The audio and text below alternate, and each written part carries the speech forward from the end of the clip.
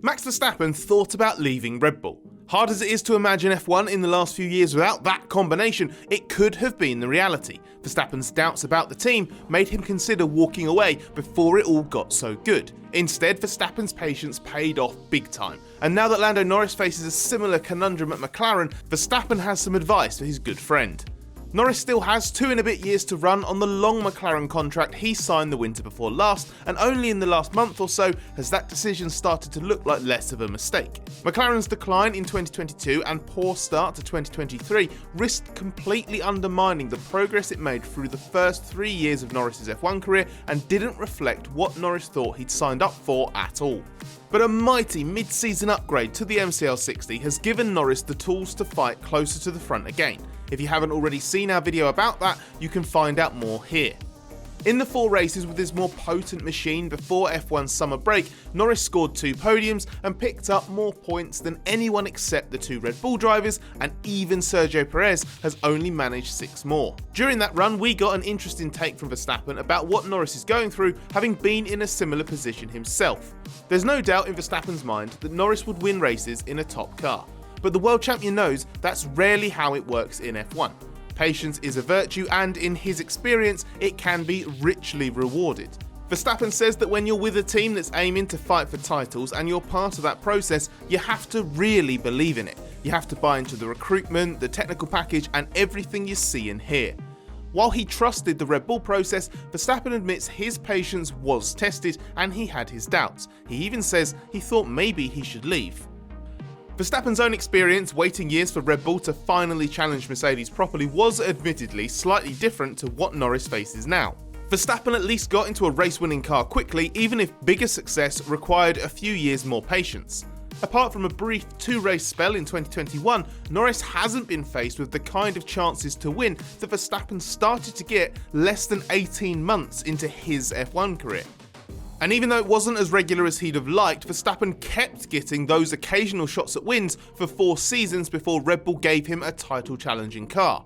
Red Bull was also the last championship winner before Mercedes, and a consistent race winner thereafter, even though things did get more paltry in the V6 turbo hybrid era.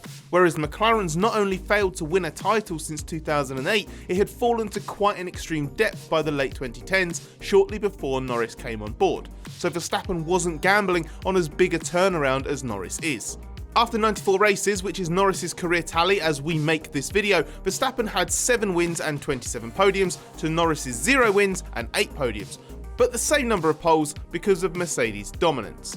But by and large, Verstappen's numbers are obviously and emphatically better, and they only went one way from there, so clearly not a like for like.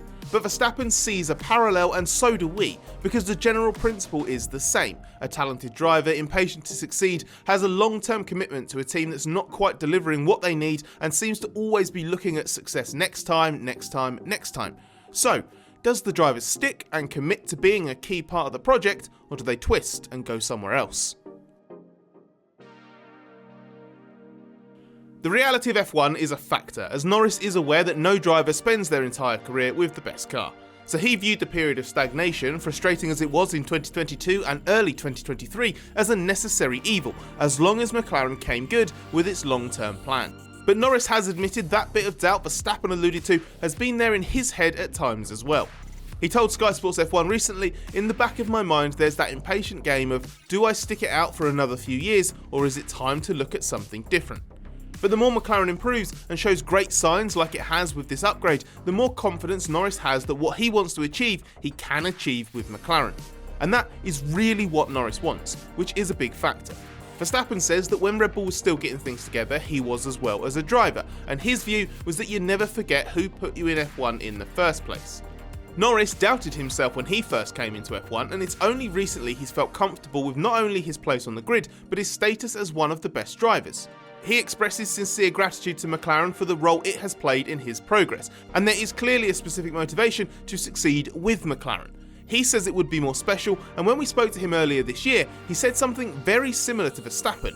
"I know where my home is, know the people who gave me this chance in Formula 1.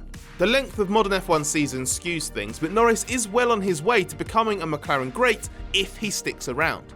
He's already in the top 10 for starts and races in the points, although given McLaren's illustrious history, he trails a lot of its best drivers for podiums and obviously wins. But even by the end of his current contract, Norris will have raced for McLaren more than almost any other driver, and at this rate, he'll add more success. Maybe he'll even get that elusive first win, which he could have already had the final laps of the 2021 Russian Grand Prix played out differently. Ultimately, Norris could afford to be patient when he first did this deal and give extra weight to the sentimentality. As he put it, McLaren is his home, and if he is part of the process returning it to its glory days, it will be extra sweet when it comes. And even though there could come a point where emotion only counts for so much and it's not enough, Norris says he's not there yet. Wins, whether literal as in Verstappen's case or figurative like McLaren's resurgence, are very important in supporting the emotional argument for sticking around. Drivers who want to be loyal often just need to be given a reason to be loyal. Ultimately, Verstappen saw enough to stay put, and it paid off. McLaren Racing CEO Zak Brown is hoping Norris does the same. Asked by us if he sees similarities between Norris and Verstappen as a blueprint for it being worth having faith because you'll be rewarded, Brown said, yeah, definitely. Brown believes Norris knew the journey that McLaren signed up for and that both sides were equally frustrated when the trajectory plateaued, then dipped. But the mid-season turnaround and the speed of it has made Norris believe the end goal is still achievable. Whether he's right or wrong, Norris is still buying into the idea that by 2025 or 2026, McLaren will be at the front. While the last 18 months must have eroded that faith to a degree, the good thing for McLaren is that it has either been restored or has endured because of that recent swing in form. What will be decisive is whether it's just another false dawn. Brown reckons even if things aren't a linear line to winning races from here, McLaren is clearly back in the game.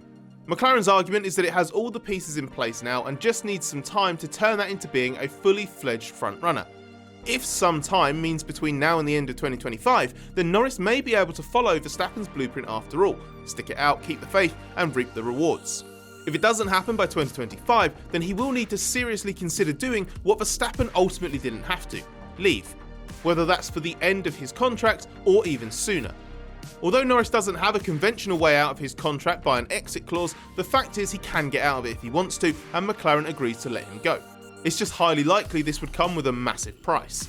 Brown admits Norris is critical to McLaren's vision, so losing him would be a big blow, which gives Norris a lot of power, at least for now. It's worth noting that while Norris got the podiums and most of the limelight with McLaren's resurgence, his rookie teammate Oscar Piastri has quietly got ever more impressive, especially as the car's performance improved. He really announced himself with a second place to Verstappen in the Belgian Grand Prix sprint race, having only been denied a first proper podium in the British Grand Prix by a badly timed safety car. McLaren rates Piastri very highly, and for what it's worth, so do we. After Norris buried Daniel Ricciardo, there's already plenty of evidence to show that Piastri is going to be a much bigger challenge. Norris now has a driver with a lot of potential alongside him, which perhaps weakens Norris's position in McLaren and also outside it. Norris is still McLaren's leader, but it's not out of the question that he could start losing to Piastri, and if that happens, it'd be a really fascinating scenario to see play out. This was emphatically Norris's team at the start of the year, and realistically it still is now. But the balance could shift if Piastri continues his progress, especially if there's any hint that Norris does want to go elsewhere.